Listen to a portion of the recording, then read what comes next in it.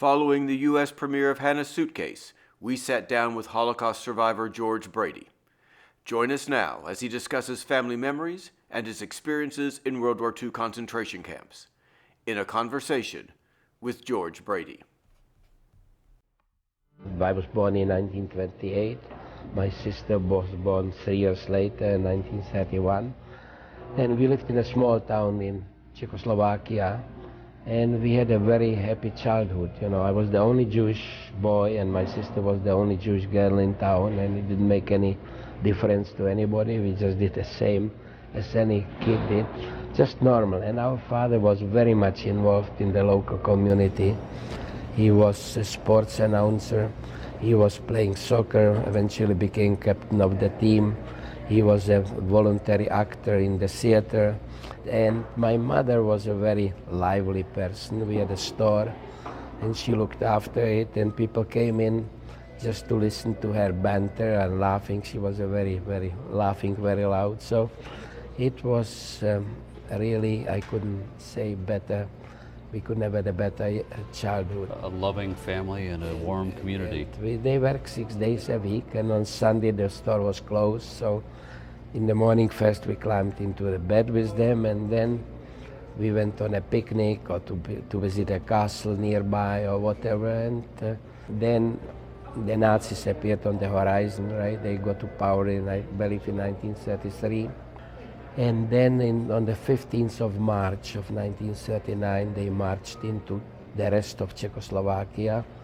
And from then on, our life changed, and every day a new, I would say, a disaster, you know, new restriction, because we were not allowed to get out of the house after 8 o'clock in the evening. We were not allowed to travel, not to go to any sporting facility, not to have any radio, not to order newspaper, telephone, and not. How did your parents cinema. try to explain this to you as children? Well, we were also, Hitler was winning, or they were winning everywhere, with occupying Poland and France and so on.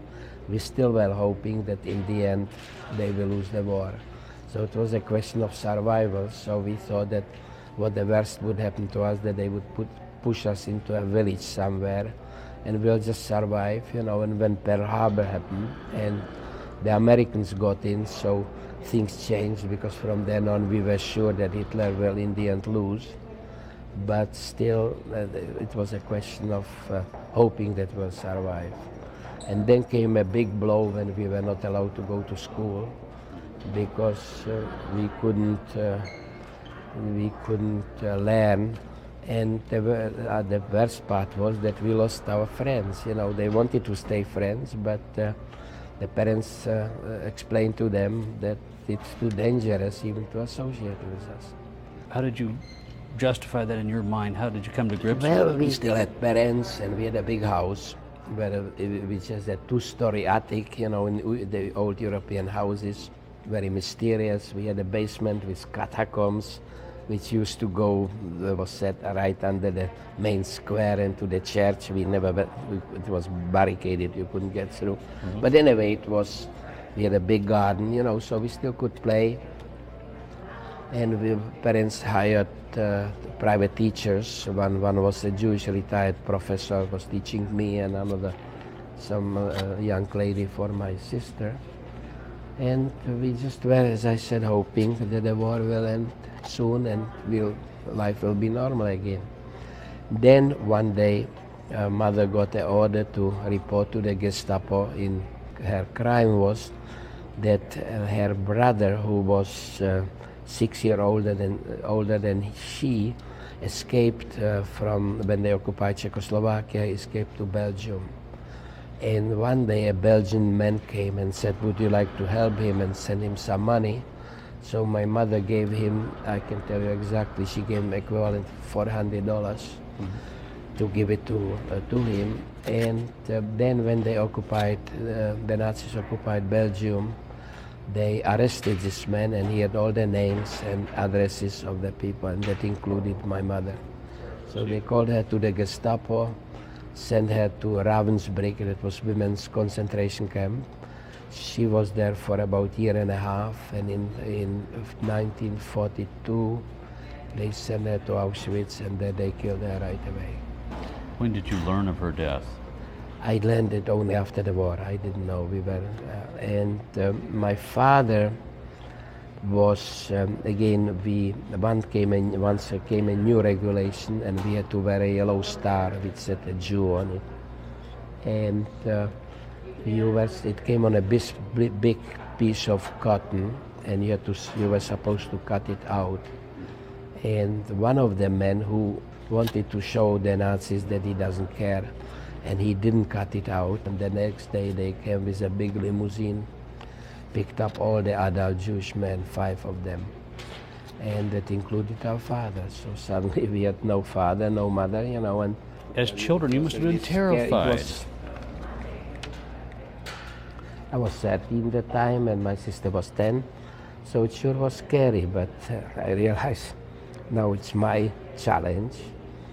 But lucky enough, we had a Christian uncle who married sister of my father, and he came over, and he was brave enough to take us in, and he said we'll live with him. And again I was smart enough, lucky enough, whatever you want to call it.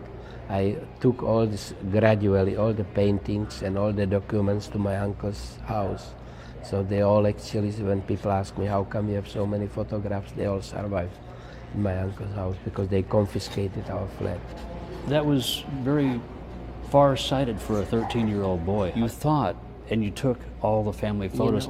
How did you think about that? I'm amazed today that my father confided in me very much because I was hiding stuff with him. We were hiding documents under the shingles under the roof. And then I must have been 12, right, or something. So even today I just wonder that he really realized that I'm grown up enough or whatever. You were the man of the house. And so then I just we lived with our uncle and aunt and their daughter for about half a year, and then in April of 42 came an order that we have to report to an assembly center in Terezin, which is about 50 kilometers from 30 miles from Město, and that will be sent to Terezin. And Terezin is a fortress which was built under Emperor Joseph in the 1790s. And it has big walls all around it just to keep the enemy out, so it was very easy to keep us the enemy in their case. Yeah, except that the only problem was that normally it was a military sort of fortress, so there were 2,500 soldiers, 2,500 civilians, altogether 5,000 people, and suddenly they pushed in up to 50,000 people. So it was very, very crowded, right? And you and Hana were together in that fortress? And we went together in the assembly in Třebíč. We celebrated the 11th birthday on to a concentration camp. And when we got to Terezin, they immediately split us, which was terrible. And she went into a girls' home, I went with young boys. In my case, I went into a schoolhouse which had 7 classrooms, and in our classroom there were 42 boys in one room, so... Was that the last time you saw Hana when you were split? No, I saw her a lot then. In the beginning I couldn't see her because we were not allowed to get out of the building, and we were allowed to get out only once a week for 2 hours. And so the first time she went to see me and I went to see her, so we missed each other. But then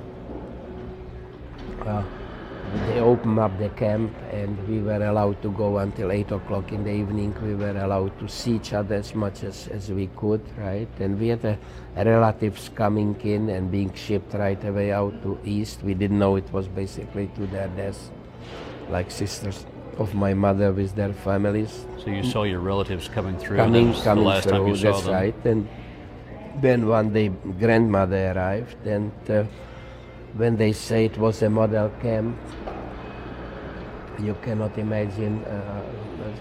She was a very elegant old lady who had unfortunately Parkinson's disease, And suddenly they put her in, because there was no more room, they put her in the attic of the army barracks, where it was hot.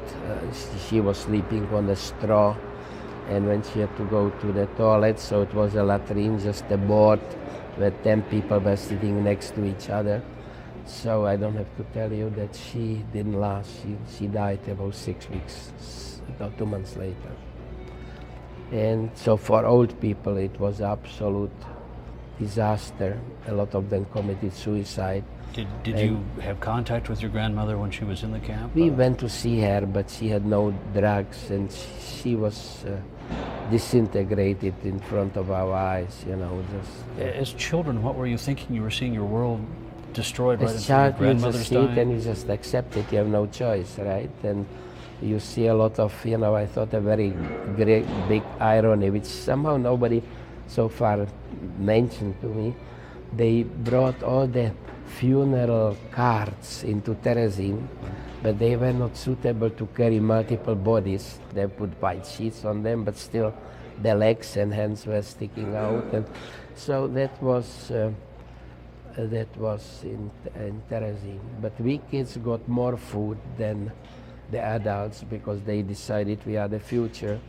So we were hungry, but we were not starving, you know, just at least. And the food at home, I was very spoiled kid, and I didn't like dumplings with jam. Suddenly they were dry, and that was the delicacy, which once a week we got this dumpling. And when I was working as a plumber in a kitchen, they gave me extra dumpling, and I just stuck it in my pocket without wrapping it and smuggled it out and shared it with my sister. And you know, so things changed, but kids adapt very easily. You came from a very privileged, as you said, spoiled background, and all of a sudden you're deprived of everything. How did you adjust? How did you survive that? Well, you know, just adapt. And as I say, kids adapt easier than this. There were bed bugs and lice and fleas, and on our room was scarlet fever and polio and typhoid, and lucky enough not all of us caught it. Hana had encephalitis, and again I was scared that she will, you know, that it will damage her brain, and I wanted to bring her home in a good shape. She recovered that time. So it was it was very difficult to. They called it a model camp, and they asked the Swiss Red Cross to come and see it, but they shipped before, I don't know, 10,000 people away to their deaths so that it doesn't look so crowded. They beautified the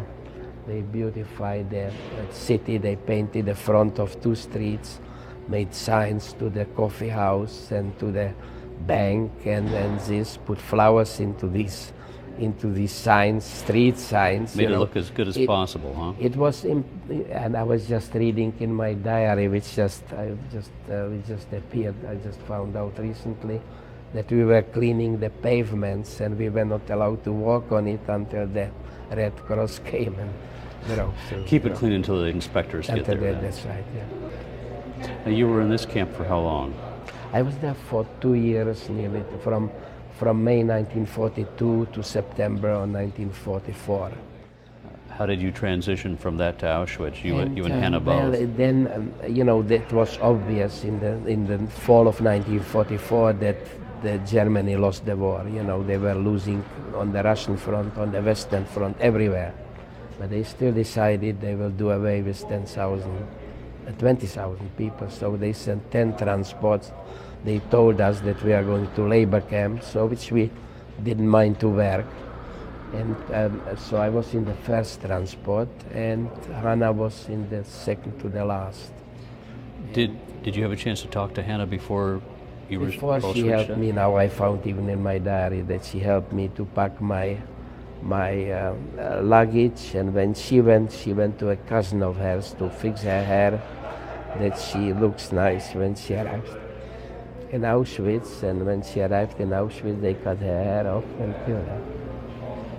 Did you have any idea when you said goodbye to Hana there as she left for Auschwitz that you would never see each other No, I again? just was sure that the war will be over soon, and that I will that we'll get home again, So nobody in his right mind who's normal can imagine what Auschwitz was, right? Because, it was a shock like you cannot imagine, because we traveled in a cattle car for about a day and a half without food and just a bucket in the corner for a toilet, and so you are pretty tired.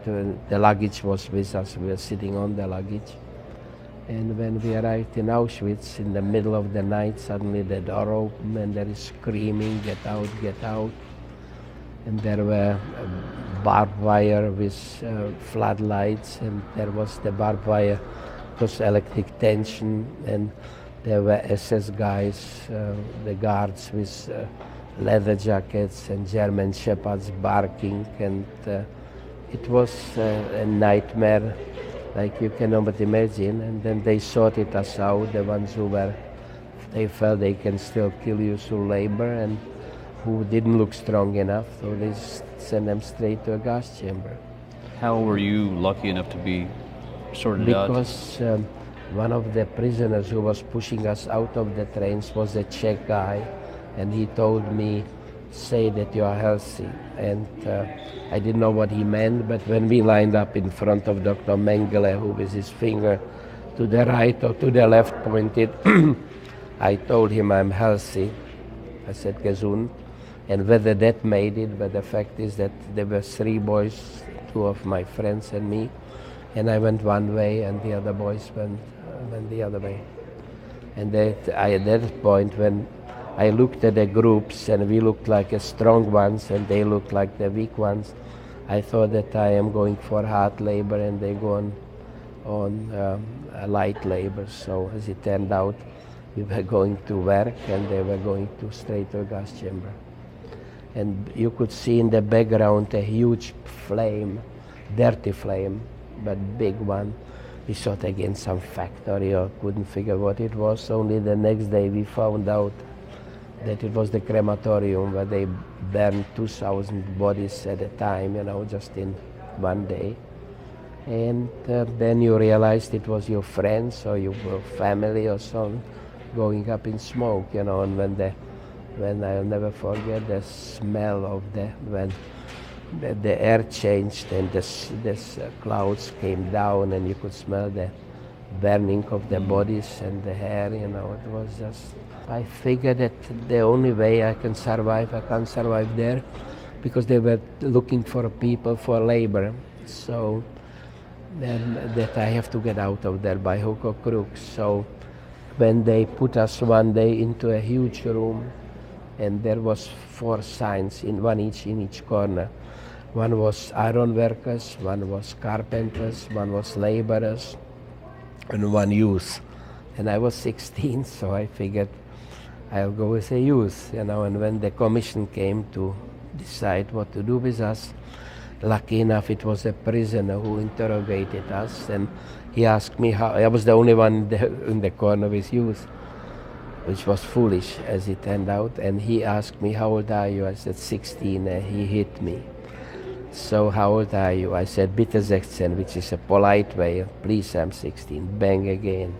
And that kept on. He hit you? Yeah, he hit me because in front of the Germans he meant well for me, but he couldn't just tell me, you idiot, if you say that, they'll send you straight to a gas chamber. So he tried until somebody yelled, say that you are 18. So I said, I'm 18, and then he pushed me, and I went into the group of the iron workers, because in Terezin I worked as a plumber, so I wasn't afraid. I knew how to handle the tools. If you were 16, you would have gone to the gas chambers. If you would have been too young. Because they wanted workers, right? And so he was hitting you and trying to help you. And how long did it take before you realized that? Well, then I realized that, but that didn't help, because then the man came. His name was Lager Commandant, more big guy, SS again, to pick up 300 carpenters and 300 iron workers, as it turned out, for a railway car factory. And when I got in front of him, so I said, I'm an iron worker and I'm 18 years old. The trouble was, I looked like 14 because I was clean shaven, no hair, and so I looked like a kid. And he looked at me and he said, "Too young," which means too young. At that point I realized I'm in trouble. So I started to shake because I thought it's hard to be a hero when you know you are going to die. So I was in the group and I started to shake, and the guy who was watching us asked me what's wrong or whatever. Couldn't tell you exactly the detail, I don't remember. The fact is, when the guy who watched us didn't watch, I sneaked into the group who was going out as a laborer. Your whole story sounds like there were just some very serendipitous, some lucky, or some moments of fate. You have to be lucky, but luck is not enough. You have to help the luck, and that's and it was, I can't tell you strange things which are happening to me, but I just was speaking in Vancouver recently at the university, and there was a professor, he just died 2 months before we got there. His name was Rudolf Verba. And Rudolf Verba was one of the 3 people who managed to escape from Auschwitz. It's a very interesting story. Only 3 escaped. Only 3 escaped. You couldn't escape. There was no way, because there was barbed wire everywhere around the barracks. And there was a corridor, and there was another set of barbed wires. And they had the towers with machine guns. So even if you would have cut through one, you were suddenly in the corridor, which they could watch a mile long, Anyway, I wanted to say this guy mentioned that one day he was in Auschwitz for a long time and he got typhoid. And the way they dealt with it, that they let every prisoner walk straight line for 100 yards or so. And when he couldn't walk straight, so they knew he had typhoid and they killed him. And he had typhoid, but he knew it. He was a young guy. He was, 20 at that time. So he managed to walk straight. And because he was unpacking the arrivals, so he had access to every money and gold and everything, what he found. So he could bribe the guards, and he got some treatment for injection for typhoid, which they had for the guards. Mm-hmm. He needed somebody to give it to him and couldn't find anybody, secretly give him this needle. And then he found Josef Farber, and he saved his life. And it was Josef Farber again who saved my life. I couldn't believe that the same prisoner who was there for 5 years, and they saved my life the following way, that one day I got infected, my foot, I got a phlegmona, what they called, because we were undernourished, and I hit it and it was infected. And I had to check myself in the infirmary. And so this Josef Farber brought me always extra piece of bread or something. On Christmas night he put me on the heating box. I figured that was my Christmas tree, because I was I had such a bad cold, chest cold, that I couldn't talk properly. And then one day he said, "You check yourself out on Tuesday, because on Wednesday everybody goes back to Auschwitz to be killed in the infirmary."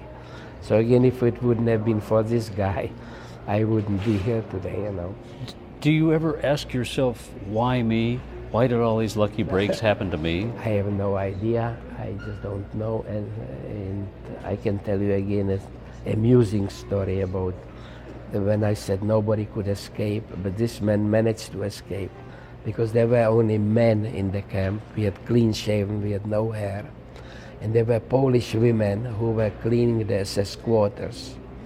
And there was a horse in the camp, and he had cut the horse's tail, put it on his head, put a scarf on, and walked out through the gate as a Polish cleaning woman, which took a lot of imagination. A lot of courage, too. Courage, and the fact is the German army caught him, and they saw that he's a deserter, so they would have shot him. So then he told them he ran away from the camp, so they put him in a car, and it was easy to catch up with us who were walking. They just beat him up, but they didn't kill him. And he survived. And actually, after the war, I wrote to him. I just knew his name, and I thought he's a doctor, so I wrote Dr. Farber Žilina. He got the letters, so I asked him, and I helped him to send him some shirts from my uncle, some old pens and so on. It was the last I heard of him. It was. You were able to make contact after all that time. That's right. Does it feel like at some point there's a higher power, an external There force must guiding be, this? You know, it's ridiculous because I am a logical guy, but it defies logic. When my daughter was 15, it's 8 years ago, we went to Auschwitz the first time. And we went to the camp where we worked in the railway car factory. And I was telling them a story that once after work, they told us hands up and they started to search us. And we were not allowed to have anything, you know, not a towel or not toilet paper, absolutely nothing. And the guy behind me had a spoon and he threw it on the floor in front of me. So they pulled me out and I had a knife in my pocket because we got a piece of bread in the morning and I thought it will last longer if I can slice it. So I took a piece of wire and bent it, and that was the handle. And then I hammered out on the rail track, because we were working in a railway factory, a blade. And my foreman, at a great risk, sharpened it. That was my knife, you know. Now I have the knife and they pulled me out. Lucky enough, they didn't search me anymore. They just beat me up. And now, 50 years later, we go through the factory. I'm telling them the story. And my daughter here, my witness, we go 20 feet and there is a spoon on the ground. They joked about it. Is it the same spoon, you know? Strange.